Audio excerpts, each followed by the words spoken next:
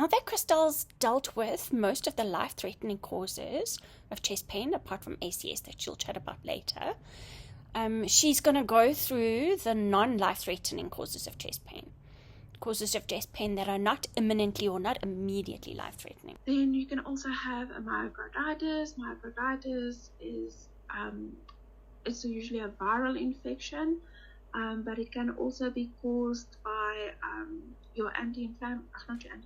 your inflammatory conditions like your lupus, polymyositis.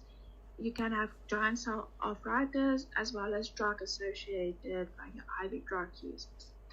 Nice little breakdown. It is when there's inflammation of the heart muscle.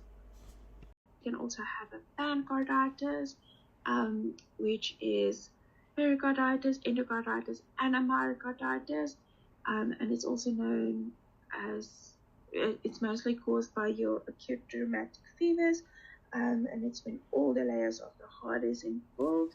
These patients tend to be quite sick when they do appear, so it can actually mimic your life-threatening causes of chest pain. Referred pain from the abdomen is another cause of chest pain.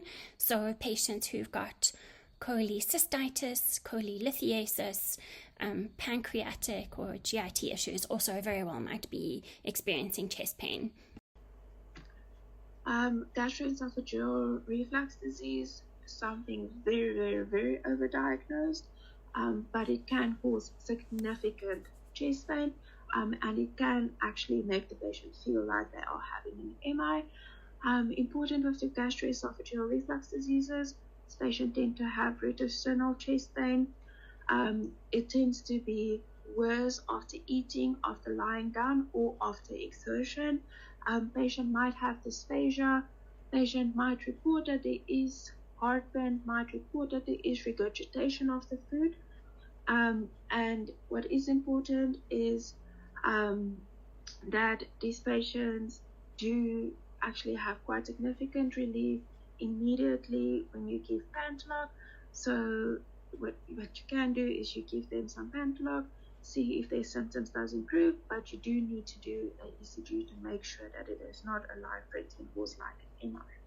So pneumonia is usually due to inflammation of the lung alveoli, which causes white cells to accumulation within the alveoli. These patients can be either hypoxic with the increased work of breathing, or they can be stable with no increased work of breathing and just chest pain. Pleuritic chest pain is when there's inflammation of the pleura. It's usually infectious or inflammatory in nature. Pleurisy, or pleuritic chest pain, it's a symptom. It's not a diagnosis. And there's lots of causes. For example, pleural effusions, empyema, pneumonia, pulmonary emboli, masses, multiple reasons. Musculoskeletal and connective tissue conditions can result in chest pain. Musculoskeletal are actually fairly common.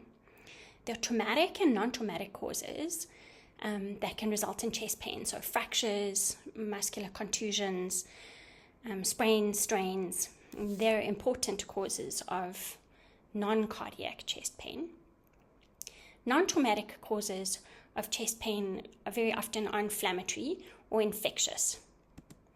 We don't want to be making the diagnosis of costochondritis in the emergency department. Costochondritis is dangerously overdiagnosed and results in us missing important differential diagnoses.